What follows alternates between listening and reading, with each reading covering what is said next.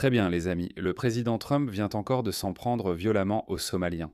Avant de vous passer cette vidéo, laissez-moi vous montrer quelques statistiques. Ainsi, nous comprendrons mieux si Trump invente des choses ou s'il y a une part de vérité là-dedans. Alors, laissez-moi vous montrer cette publication sur Truth Social du président Trump. Il a dit Orchid Bday, contribution à vie par immigrant. Lorsqu'un immigrant vient de ces pays, d'Amérique du Nord, je suppose le Mexique ou le Canada, alors au cours de sa vie, il rapportera 573 000 dollars américains. S'ils viennent de Scandinavie, ils rapporteront 557 000. S'ils viennent d'Océanie, comme l'Australie ou la Nouvelle-Zélande, 476 000. Du Japon, 525 000. Du Royaume-Uni, 481 000. Donc c'est pour ça, et pas seulement les citoyens ordinaires du Royaume-Uni, d'accord ? Je suis sûr qu'ils sont surtout des citoyens britanniques blancs, à part quelques personnes de couleur comme moi. Mais à l'inverse, les Somaliens coûtent plus cher à l'État américain que n'importe qui d'autre. Un immigrant somalien aux États-Unis coûte à l'Amérique 1,1 million de dollars, et les autres ne font pas beaucoup mieux non plus. Mais les Somaliens sont les gagnants dans cette course. Donc c'est ce que le président Trump a publié il y a quelques jours, d'accord ? Ce qui va évidemment à l'encontre de toute l'idée de l'immigration. Le principe de l'immigration, ce n'est pas la charité. L'immigration consiste à faire venir des personnes qui contribuent à votre société. C'est pourquoi l'Amérique est devenue le plus grand pays du monde. C'est pourquoi, quand on dit que les immigrés ont construit l'Amérique, on parle de ces immigrés-là, ceux qui sont en vert, pas ceux du bas. Donc c'est pour ça que c'est important de choisir quels immigrés on laisse entrer. Bon, disons que c'est le président Trump, mais vous savez, les gens accusent le président Trump d'inventer des choses. Alors, regardons quelques autres statistiques venant d'autres pays. Par exemple, celle-ci. Celle-ci vient de la Finlande. Donc, selon l'État finlandais, un immigrant somalien coûterait à l'État finlandais environ 951 000 euros. C'est très similaire à ceci. 1,1 million de dollars américains, je suppose. D'accord, très bien. Ça a du sens. Et à l'inverse, un Finlandais de souche contribue en moyenne 3 400 euros net par an. D'accord, je pense que c'est très similaire aux bons immigrés en Amérique, donc c'est clair. Faites venir des immigrés de bons pays. D'accord, mais ça c'est juste la Finlande. Peut-être que l'Amérique et la Finlande sont des sortes d'exceptions étranges. Heureusement pour nous, le Danemark a aussi publié des données. Encore une fois, ce ne sont pas des statistiques d'une ONG. Ce sont les statistiques officielles publiées par le gouvernement danois. Oh, en fait, désolé, cela ne concernait que le coût fiscal net de l'importation de Somaliens. Donc, ils ne vous coûtent pas seulement cher sur le plan fiscal, ce sont aussi ceux qui contribuent le plus à la criminalité. En ce qui concerne le viol au Danemark, les Somaliens sont 20 fois plus susceptibles de commettre un viol qu'un Danois de souche. Concernant les agressions contre les agents publics, ils sont 11 fois plus susceptibles qu'un Danois de commettre ces actes. En ce qui concerne les tentatives d'homicide, ils sont 27 fois plus susceptibles de commettre un meurtre qu'un Danois de souche. Pour le chantage, c'est 14 fois plus, donc ils sont en deuxième position. Seuls les Palestiniens les dépassent. C'est un autre groupe qu'il faudrait examiner de près avant de les accueillir. Cambriolage, oh, les Palestiniens remportent encore cette catégorie avec les Somaliens en deuxième position, de très près, 8 fois plus susceptibles. Falsification, ça aurait du sens avec toute cette arnaque au handicap dans le Minnesota qui est en train d'être dévoilée en ce moment. Il y a beaucoup de falsifications là-dedans. Fausses factures, fausses signatures. Donc ce n'est pas seulement l'Amérique d'ailleurs, ça se passe aussi en Australie à grande échelle. Je ne serais pas surpris que les Somaliens dominent aussi cette course en Australie. Mais au Danemark, ils sont 13 fois plus susceptibles de commettre des faux qu'un Danois de souche. Fraude. Tellement prévisible. Ils sont 8 fois plus susceptibles de commettre une fraude. Pour les agressions graves, les Somaliens le sont 17 fois plus. Regardez, c'est à peu près partout. C'est soit les Somaliens, soit les Palestiniens. Regardez ça. Fraude. En fait, les Somaliens sont à égalité avec les Palestiniens en ce qui concerne la commission d'un acte de fraude. Et oui, les Palestiniens sont deuxièmes en ce qui concerne la commission d'une agression grave. Attouchement. Oh, les Syriens gagnent. Les Somaliens sont en fait beaucoup plus bas sur cette liste. Ils sont seulement 9 fois plus susceptibles qu'un Danois de souche de tripoter des femmes. Vol avec violence. Oh, 33 fois plus de chances d'en commettre un. Vol à l'étalage. Ou les Tunisiens. Un invité surprise ici, les Somaliens. Oh, ils sont seulement 7 fois plus susceptibles. Ils sont troisième sur cette liste. D'accord, eh bien je suppose que le vol à l'étalage m'importe moins que le vol avec violence, les attouchements, la falsification, la fraude, le viol, les agressions contre les agents publics, la tentative d'homicide. Mon Dieu, vol. Les Palestiniens sont les plus grands voleurs. Puis ils accusent d'Israël de leur voler leurs terres. Les Somaliens sont troisième. Regardez. Coût net et taux de condamnation pour viol. Les Somaliens sont 20 fois plus susceptibles que les Danois. Et regardez ça. La Roumanie est la seule autre nation d'Occident. Certaines personnes n'incluraient même pas la Roumanie dans l'Occident, mais c'est un pays européen, même si c'est un pays d'Europe de l'Est. Ils sont bien plus proches de la civilisation occidentale que n'importe lequel de ces autres pays. Et regardez-les, regardez-les. Vous les laissez entrer, et ce sont vos femmes qu'ils visent. Ce sont vos femmes qu'ils visent, et il ne s'agit pas seulement de viol, tout ça. Oui, tout ça. D'accord, d'accord. Peut-être que la Finlande, le Danemark, l'Amérique, ce sont tous des pays racistes. S'ils sont racistes, pourquoi les ont-ils laissés entrer au départ?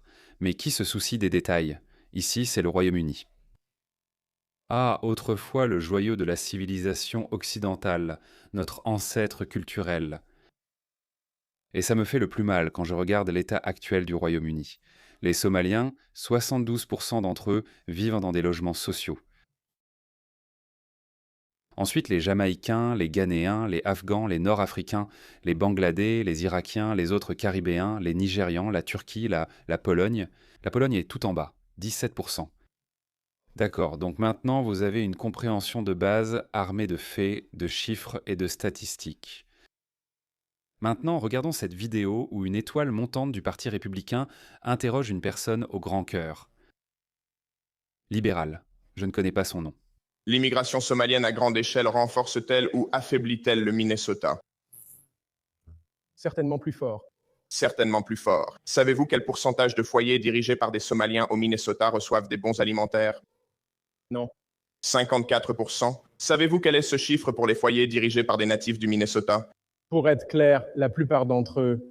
C'est 7%. Il y a une grande différence entre 54% et 7%, n'est-ce pas? Excusez-moi. Puis-je répondre à la question? Laissez-moi poursuivre. Beaucoup de questions ici. Quel pourcentage des ménages somaliens du Minnesota reçoit Medicaid?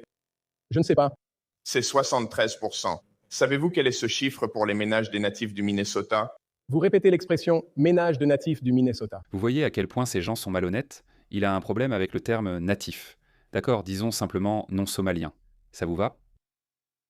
Il affirme que la plupart de ces Somaliens sont nés au Minnesota et devraient être considérés comme des natifs du Minnesota.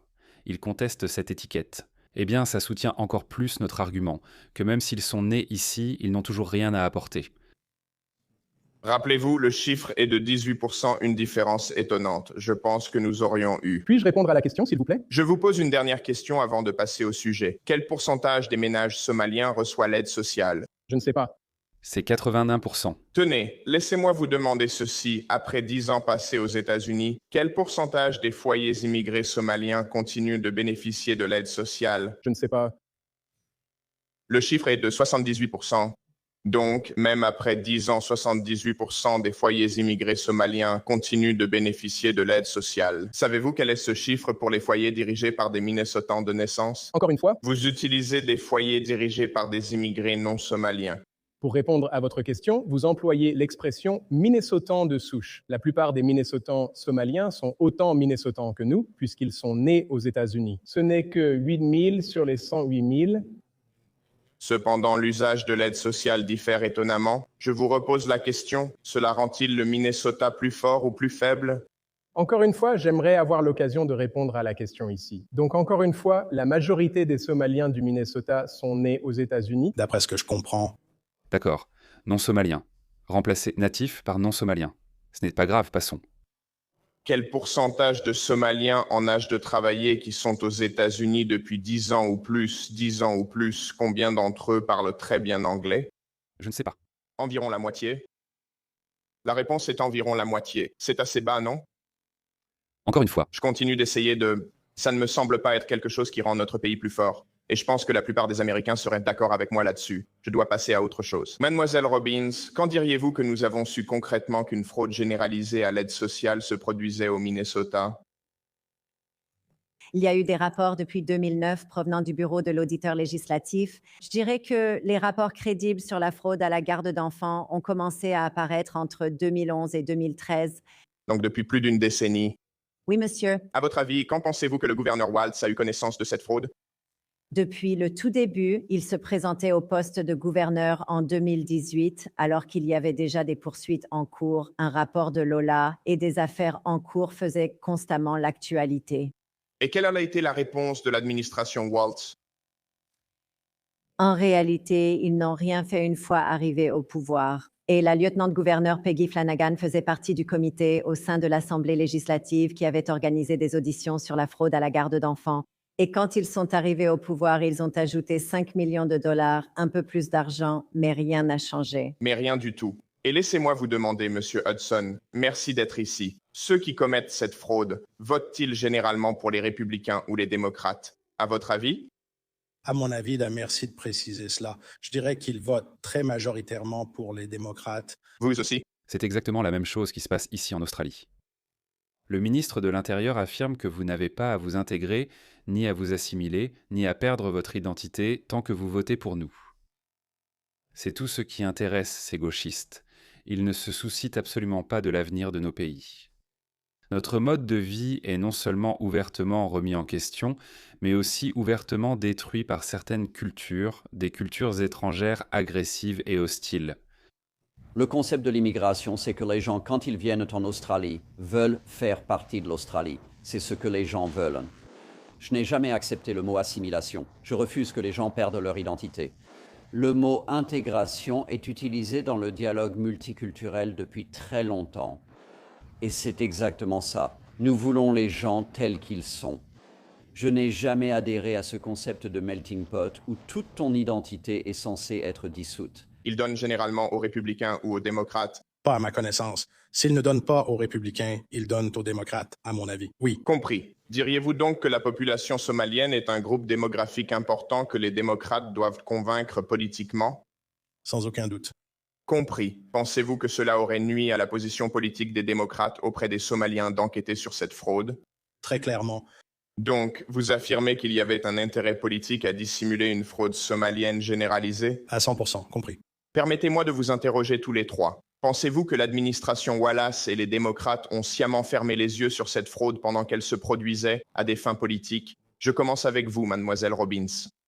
Absolument. Nous avons des rapports crédibles de lanceurs d'alerte indiquant que l'administration du Department of Human Services jusqu'à l'OAG et la commissaire ont rencontré à plusieurs reprises un groupe appelé l'Association des services de garde d'enfants des minorités du Minnesota et qu'ils tentaient d'affaiblir les protections. Nous voulions apporter plusieurs changements, mais ils s'y sont tous opposés. Monsieur Hudson, mademoiselle Rarick, puis mon temps est écoulé.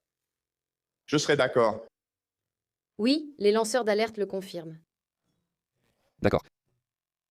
Maintenant que vous savez ce que vous savez, écoutons le président Trump, ce qu'il a à dire sur la Somalie. Qui est à peine un pays. Vous savez, ils n'ont rien du tout. Ils se contentent de courir partout en s'entretuant. Il n'y a aucune structure.